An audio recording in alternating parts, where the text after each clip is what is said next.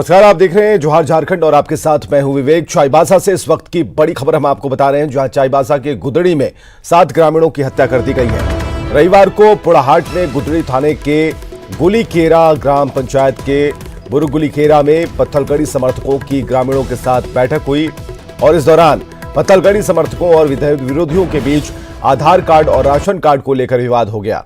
यहां पत्थलगड़ी समर्थक ग्रामीणों से जबरन आधार कार्ड और राशन कार्ड छीन रहे थे, जिसका उपमुखिया के साथ ग्रामीणों ने विरोध किया था और इसी विवाद में पत्थलगड़ी समर्थकों ने उपमुखिया जेम्स पुड़ समेत 7 लोगों को अगवा कर लिया और जंगल में ले जाकर उनकी हत्या कर दी।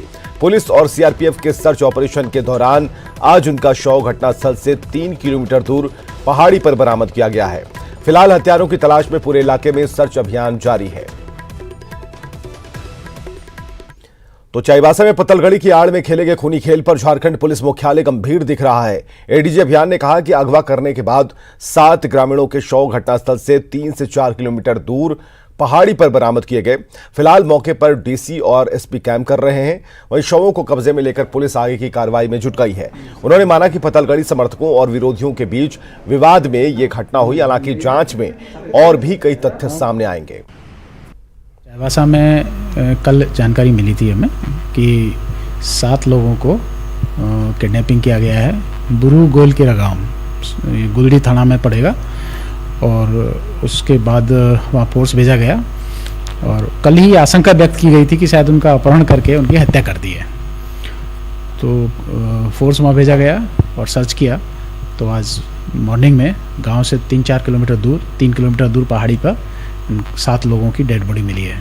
अभी तक यही जानकारी है। पुलिस वहाँ एसपी डीसी वहाँ कैंप कर रहे हैं और वहाँ आगे की कार्रवाई की जा रही है।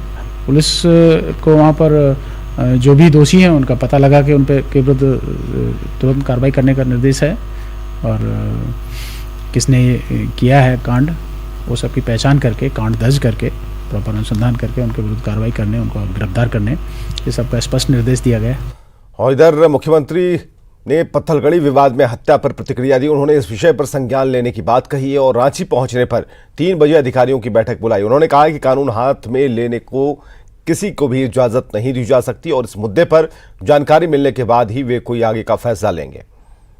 दृष्टिया में जो मुझे जानकारी मिली है कि शायद गांव में कुछ विवाद था, लेकिन अभी मैं जा रहा हूं। 3 बजे मैंने सभी उच्च पदाधिकारियों को बुलाया है। इस विषय पर हमने संज्ञान लिया है और बिल्कुल ये स्पष्ट है कि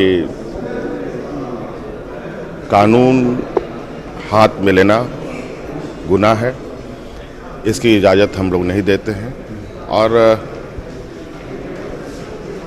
इस विषय पर जो जानकारी विस्तृत रूप से हमें पदाधिकारी देंगे उसके उपरांत हम आगे निर्णय लेंगे। और चाईबासा के गुदड़ी में 7 ग्रामीणों की हत्या पर बीजेपी के पूर्व विधायक गुरुचरण नायक ने हेमंत सरकार को घेरा है। गुरुचरण नायक ने कहा कि पत्थलगड़ी मामले में सरकार ने जल्दबाजी में केस वापस का फैसला लिया और जल्दबाजी में लिए गए फैसले का ही ये नतीजा है कि ऐसी वारदातें सामने आ रही हैं। गठबंधन में और जैसी सरकार बनी मैंने वही दोहराना शुरू कर दिए। अब पत्थलगड़ियों का केस वापस करने के लिए हेमंत सरकार ने बोल दिए हैं। माननीय मुख्यमंत्री हेमंत सोरेन केस वापस लेने के लिए बोल दिए। इसका परिणाम जो है आज तुरंत 1 सप्ताह के अंदर ही भोगना पड़ रहा है, देखने को मिल रहा है। और हमारे साथ हमारे सहयोगी ओम प्रकाश जुड़ चुके हैं। ओम प्रकाश, जो अभी खबर आ रही है उसके मुताबिक मुख्यमंत्री ने भी अब इस पर संज्ञान लेने की बात कही। उन्होंने कहा कि ये मामला उन तक पहुंचा जरूर है, लेकिन इसे विस्तार से जब तक नहीं जान पाएंगे तो कोई एक्शन या फिर निर्देश नहीं दे पाएंगे। इसलिए सबसे पहले यह जरूरी है कि वो इस पूरे मामले को जान पाए। हालांकि जो 5 लोगों की डेड बॉडी मिली है, 2 लोगों की बात कही जा रही है कि 2 लोग अभी उनकी शिनाख्त बाकी है, उनकी खोजबीन लगातार जारी है। तो क्या कुछ अभी तक पता चल पाया है? पुलिस क्या कह रही है?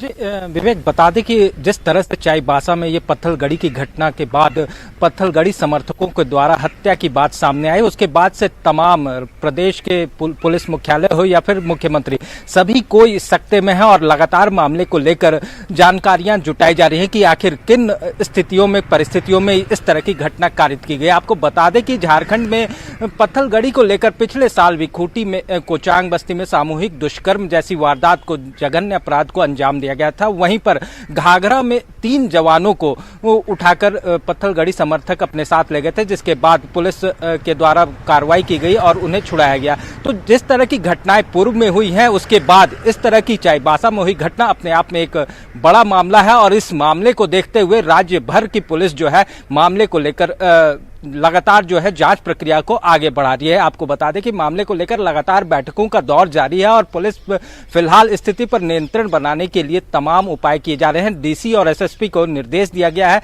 कि वहां पर जो भी मामले आए हैं, जिस तरह के मामले आए हैं, उससे ग्रामीणों के द्वारा जानकारी जुटाई जाए ताकि आरोपियों की गिरफ्तारी जल्द से जल्द। प्रकाश, 3 बजे बैठक होने वाली है, सीएम उस बैठक में रहेंगे, तो क्या किस तरीके से उसकी प्लानिंग की गई है?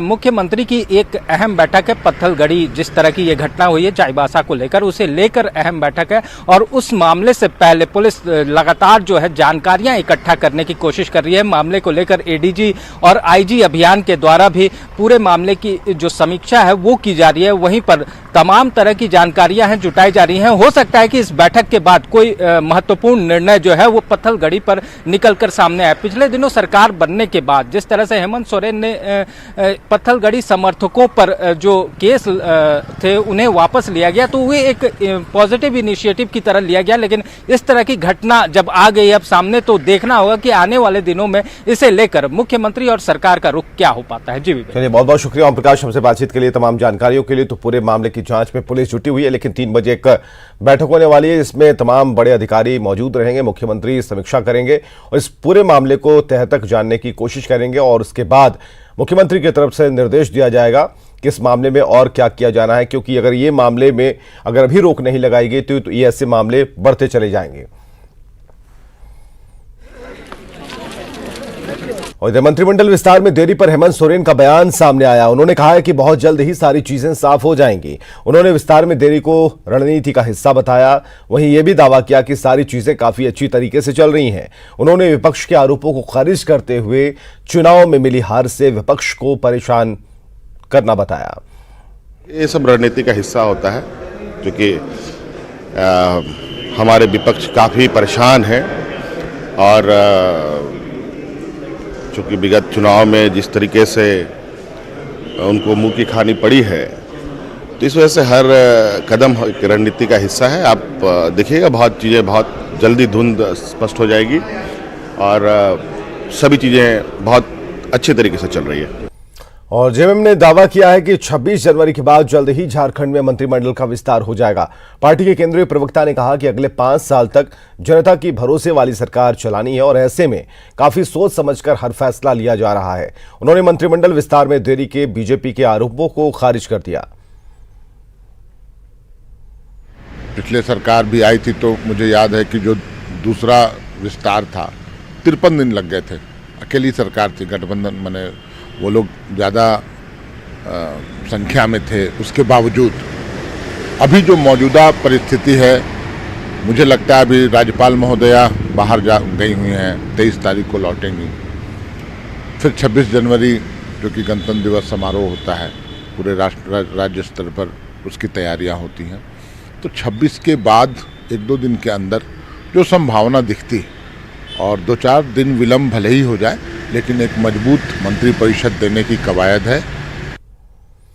और मुख्यमंत्री हेमंत सोरेन के दिल्ली यात्रा पर बीजेपी ने सवाल उठाए। बीजेपी प्रदेश उपाध्यक्ष आदित्य साहू ने कहा कि एक क्षेत्रीय पार्टी के नेता क्यों बार बार दिल्ली जा रहे हैं, ये राज्य की जनता जानती है। बीजेपी नेता ने सलाह भरे लहजे में कहा कि मुख्यमंत्री हेमंत सोरेन को दिल्ली जाने की जगह राज्य के जनता के विकास के लिए काम में लग जाना चाहिए। तो हेमंत जी से पूछे न क्यों दिल्ली दौरा कर, उनका तो क्षेत्रीय पार्टी है, इनको यहाँ से दिल्ली जाने की आवश्यकता नहीं पड़नी चाहिए। पहले लोग बीजेपी को बोलते थे, लोग दिल्ली जाते हैं, लेकिन उनको तो क्षेत्रीय पार्टी है। जेएमएम झारखंड की पार्टी है, अब दिल्ली क्यों जा रहे हैं? पहले भी मुख्यमंत्री बने थे तो दिल्ली जाकर क्या करते थे, और अभी दिल्ली जाकर क्या कर रहे हैं, तो वही बतला सकते हैं। वो भी बोलते थे कुछ इसलिए पूछ रहे हैं, तो वही बतलाएंगे बेहतर, और साफ पता चल जाएगा आने वाले दिनों में कि दिल्ली जाकर वो क्या करते हैं नहीं करते हैं। और अब एक अच्छी खबर पलामू से, जहां डीसी शांतनु अग्रहरी ने ट्रेन में जनता दरबार लगाया, लोगों की समस्याएं सुनी। दरअसल मोहम्मदगंज प्रखंड के भजनिया गांव में प्रशासन आपके द्वार कार्यक्रम का आयोजन था और इसके लिए डीसी और अन्य अधिकारी पैसेंजर ट्रेन से भजनिया गांव पहुंचे। 62 किलोमीटर के सफर के दौरान डीसी ने यात्रियों से उनके क्षेत्र की समस्याओं को जाना और उनके समाधान के लिए अधिकारियों को निर्देश दिया।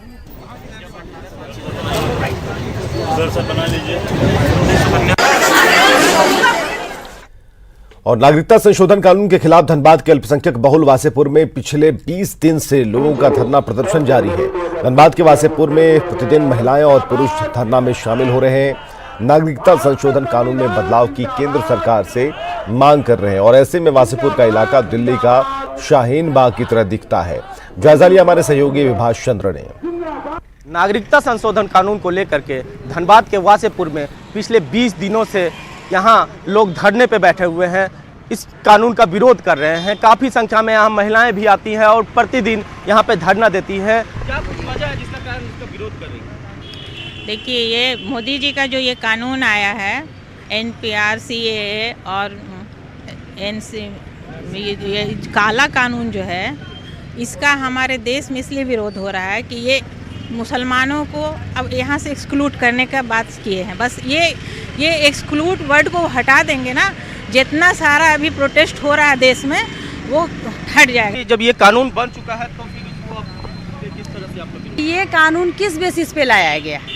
किस बेसिस पे लाया गया? क्या हम मुसलमान इस दुनिया के, इस इंडिया के नागरिक नहीं हैं? हमारा जो कॉन्स्टिट्यूशन का जो आर्टिकल 14 है वो ये कहता है कि लॉ सबके लिए बराबर होना चाहिए, इक्वल होना चाहिए। ओके, तो जब इक्वल होना चाहिए तो इन्होंने जो एक्ट या लॉ जो बना रहे हैं, इसमें ये आर्टिकल 14 से ये कहाँ टैली करता है? ये जो हमारी लड़ाई है वो एक्चुअली धर्म को लेकर के तो लड़ाई है नहीं, ये संविधान की लड़ाई है और हर धर्म के लोग इसमें आगे आ रहे हैं। कि कानून जनता के लिए बनाया गया है तो जनता के हित को देखते हुए ये कानून में संशोधन होनी चाहिए। कैमरामैन शाहनवाज के साथ विभाष चंद्रा, न्यूज़ 18 धनबाद। आगे बढ़ते खबरों में, नदी किनारे बसे लोग प्यासे हों, क्या ऐसा हो सकता है? लेकिन ये सच है। दरअसल लोहरदगा में शंख नदी के किनारे बसे लोग पेयजल संकट से जूझ रहे हैं। हाल ये है कि लोगों को पानी के लिए या तो 4 किलोमीटर पैदल यात्रा करनी होती है या फिर नदी किनारे गड्ढा खोदकर पानी निकालना पड़ता है। बारिश के मौसम में पेयजल संकट इनके लिए और भी मुसीबत बन जाती है। सामने नदी है, फिर भी इन्हें बारिश के मौसम में प्यासे रहना पड़ता है। इलाके के लोग इस समस्या को लेकर कई बार गुहार लगा चुके हैं, लेकिन कोई सुध लेने वाला नहीं है। डीसी का कहना है कि पेयजल संकट दूर करने की दिशा में कदम उठाए जा रहे हैं, जल्द ही समाधान होगा। हम लोग बहुत पानी परेशानी होती है, इसलिए हम लोग स्कूल जाने से पहले पानी के लिए जाते हैं। फिर स्कूल जाते तो वहाँ से भी खाली बोतल लेके जाते हैं, वहाँ से पानी भर के ले आते हैं। मैं लगभग यहाँ 7-8 साल से घर बना के हूँ और पानी का तो बहुत ही ज़्यादा किल्लत है हम लोगों को।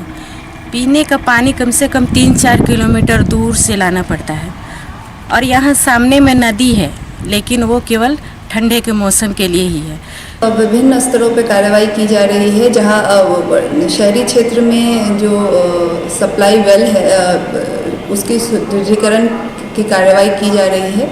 एक इंटेक वेल जो है वो कंप्लीट हो गया है, होने की कगार पे है, तो उससे होपफुली इम्प्रूवमेंट होगी जो वाटर सप्लाई है शहरी क्षेत्र की उसमें। और आगे दिखाएंगे बेड़ियों से निकली बेटी।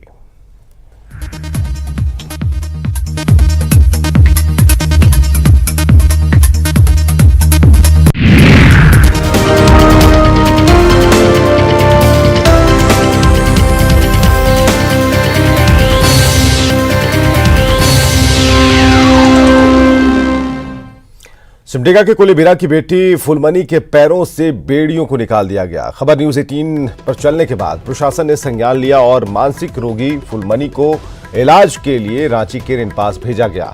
फुलमनी के मां बाप प्रशासन की इस पहल से खुश हैं। उन्होंने न्यूज़ 18 का आभार जताया है। चूँकि बहुत पहले का मैटर हमारे संज्ञान में नहीं था, जैसे ही आया इस पर हमने भी सकारात्मक पहल की। जो माध्यम था उसके माध्यम से पत्राचार भी किया गया था। पत्राचार करने के बाद हम लोग आज इसको ऋण पास के लिए भेज रहे हैं और यहाँ पे हमारे बीच में सीओ साहब भी हैं और जो स्वास्थ्य विभाग और थाना के भी कर्मी मौजूद हैं। उपायुक्त महोदय के निर्देशानुसार हम यहाँ के मुखिया के सहयोग से और प्रखंड विकास पदाधिकारी महोदय के सहयोग से और एसडीओ साहब के सहयोग से आज हम फुलमनी को उनके बेहतर इलाज के लिए ऋण पास भेजने में सफल हुए हैं। मानदर की थाप पर झारखंड के मुख्यमंत्री से लेकर पूर्व मुख्यमंत्री खूब थिरकते हैं। मानदर की आवाज में वो जादू है जो किसी को भी अपनी तरफ खींच लेती है, लेकिन अब इस जादुई आवाज पर खतरा मंडरा रहा है।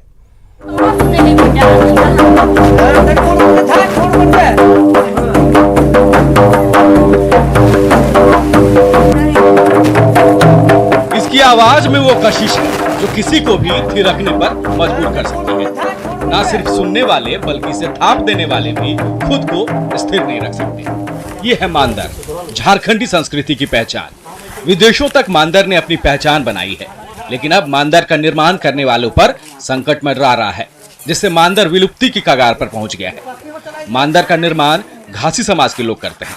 गुमला जिले के रायडी प्रखंड के जड़जट्टा गांव में ये समाज रहता है और कड़ी मेहनत के बाद मानदर का निर्माण होता है। मानदर के निर्माण के लिए ये लोग कई किलोमीटर दूर से एक विशेष प्रकार की मिट्टी लाते हैं। फिर घर की महिलाएं मिट्टी से निर्मित उस सांचे को कम आंच पर पकाती है। पकाने के बाद बाकी का काम जो होता है वो और भी मेहनत और बारीकियों से भरा होता है। इकर ऊपरे हमें मन चूही मन लगाब, चूही पोतब, फिर खरन पीसब, तेकर ही नहीं बामा पट्टे छापब खरन, तेकर मर्दाना मन ऊपरे से देब, तेकर और उकर रंग लगाब। हमें एक कोस जगह से खोल का मिट्टी लाते हैं ढोके, उसको एक रात भिंजा देते हैं। भिंजता है तो उसको कूटते हैं ऐसा करके, हाँ, और कूटने के बाद उसको खोल का सांचा बनाते हैं। जब सूख जाता है तब खोल का साइज में लाते हैं उसको। हाँ, तीसरा दिन पकाते हैं, चौथा दिन छाड़ते हैं। हाँ, पांचवा दिन में मानदर रेडी होता है। कई दिनों की कड़ी मेहनत के बाद मानदर बनकर तैयार होता है, लेकिन उस कड़ी मेहनत की उचित कीमत इन लोगों को नहीं मिल पाती। साथ ही सरकार की तरफ से इसे निर्माण करने वालों को कोई सुविधा नहीं मिलती, जिससे घासी समाज का एक बड़ा तबका इस व्यवसाय से मुंह मोड़ चुका है। सरकार बस अगर मदद नहीं मिली तो दिक्कत है। हमें कैसे जीना पानी चला भैया, तो कैसे हमें मानदर बना। जरूरत है मानदर निर्माण करने वालों को आर्थिक सहायता और सरकारी मदद की, जिससे झारखंड की संस्कृति की पहचान मानदर का निर्माण न रुके और विलुप्त होने से पहले इसे संरक्षित किया जा सके।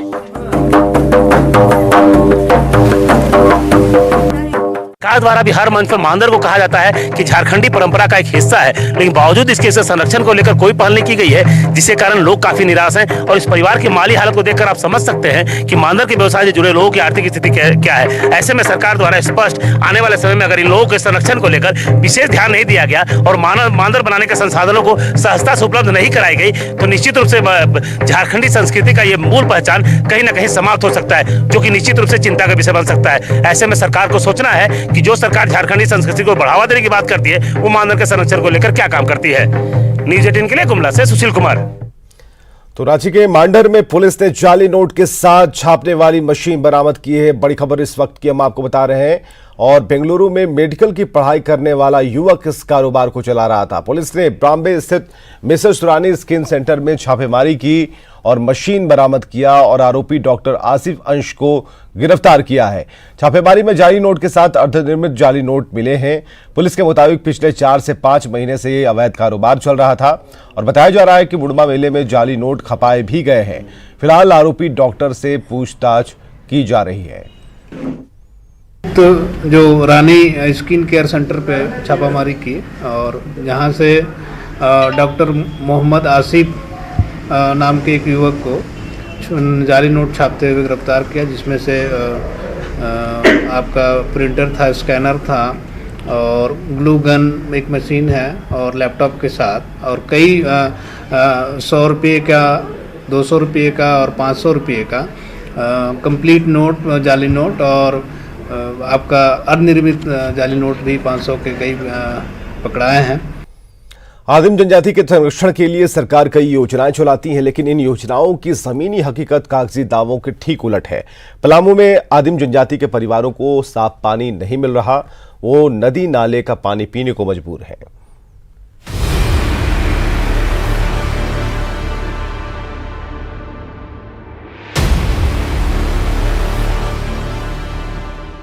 ये जल मीनार नहीं, लूट की मीनार है। जीता जागता उदाहरण है सरकारी पैसों की बंदरबाट का, साक्षी है कमीशन खोरी के कलंक का, मजाक है सरकारी सिस्टम का। गांव के बीचों बीच खड़े होकर ये जल मीनार आदिम जनजाति के परिवारों को मुंह चिढ़ा रहा है। 20 महीने पहले बना ये जल मीनार 18 महीने से सूखा है। हर एक दिन लोग इस उम्मीद में जल मीनार की इस सूखी टोटियों को टटोलते हैं कि कहीं पानी आ जाए, लेकिन खराब पड़ा जल मीनार चमत्कार से ठीक तो नहीं हो सकता। पलामू का धावा और सुलंगाय आदिम जनजाति बहुल गांव है। इन दोनों गांवों में सोलर सिस्टम जल मीनार का निर्माण कराया गया ताकि आदिम जनजाति के परिवारों को स्वच्छ पेयजल मिले, लेकिन योजना में इस कदर गड़बड़ी हुई कि निर्माण के कुछ महीने बाद ही ये जल मीनार ठप पड़ गया। उसमें तो पुराना जो पहले बोरिंग किया हुआ था हो सका उसमें बिगड़ गया था, उसमें या तो पानी के अभाव था इसलिए खराब हो गया, फिर उसको दोबारा नहीं बना। और ये जो जल मीनार जो ला करके उसी में फिटिंग करके करा दिया है। सप्ताह भर नहीं चला तो इससे बंद हो गया। तो अभी कहाँ से पानी पीते हैं? अभी चंपाकल से पानी पीते हैं हम लोग। दूर से लाते हैं? दूर से लाते हैं। कहाँ जाए भी है कोने तो ढोड़ा गढ़ी में हुए खनले बड़न तो उन्हीं आने ला या ये 1-2 महीना लेने बनल बात हुए चपकल में भरत थी तो वे पिया थी, बगड़ जाला था फिर हुए दूर जाला पड़ला। प्रशासन से ग्रामीणों ने खराब पड़े जल मीनार को ठीक करने की 18 महीनों में कई बार गुहार लगाई, लेकिन किसी ने भी आदिम जनजाति के परिवारों की गुहार नहीं सुनी। हालांकि जब न्यूज़ 18 की टीम ने पलामू डीसी को आदिम जनजाति के परिवारों का दर्द बयां किया तो डीसी ने जल्द जल मीनार को ठीक कराने का आश्वासन दिया। रामगढ़ प्रखंड के जो नावाडी पंचायत में धावा गांव है उसमें जो जल मीनार है प्रेजेंटली वो फंक्शनल नहीं है। इस संबंध में हम लोग को कंप्लेन मिलने पर हम लोग उसकी जांच भी कराने के लिए टीम बना दी गई है और बीडीओ साहब से पता भी किया है। तो 14 फाइनेंस से अगर उसकी वो लगाया गया है तो अगर उसमें कोई कमी होती है तो हम लोग उसको रिपेयर करवा देंगे, जिससे कि वहाँ के ग्रामीणों को समुचित मात्रा में पेयजल आपूर्ति हो जाए। विलुप्त हो रही आदिम जनजाति के लिए योजनाएं तो कई हैं, लेकिन उन योजनाओं का लाभ उन्हें नहीं मिल पा रहा। पलामू के रामगढ़ प्रखंड के पंचायत सेवक और प्रखंड कर्मियों पर सरकारी पैसों की बंदरबाट के आरोप लग रहे हैं। जरूरत है जांच कर दोषियों को चिन्हित करने और उन्हें कड़ी सजा देने की, ताकि आगे योजनाओं का हश्र ऐसा न हो। नीलकमल, न्यूज़ 18, पलामू। वैसे तो सरकारी योजनाओं का लाभ लेने में गरीबों को मेहनत करनी पड़ती है, लेकिन चतरा में एक अधिकारी ऐसे भी हैं जो घर घर तक पहुंचकर सभी आदिम जनजाति और गरीब परिवारों तक अनाज पहुंचाने में जुटे हैं। ये अधिकारी हैं चतरा सदर प्रखंड के सीओ जामुन रविदास।